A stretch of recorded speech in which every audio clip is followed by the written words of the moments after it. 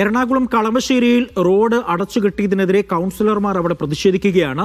CUSAT saint Joseph റോഡിൽ 10 ദിവസത്തിലധികമായി അടച്ചു കിടക്കുന്നതിലാണ് അവിടെ കൗൺസിലർമാർ പ്രതിഷേധിക്കുന്നത്. റോഡ് നവീകരണ പ്രവൃത്തികളുടെ പേരിലാണ് റോഡ് അടച്ചുകെട്ടിയത്.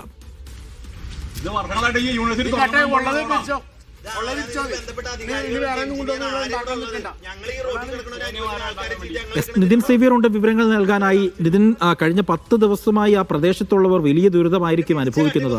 അതുകൊണ്ട് തന്നെയാണോ കൗൺസിലർമാർ അവിടെ പ്രതിഷേധിക്കുന്നത്?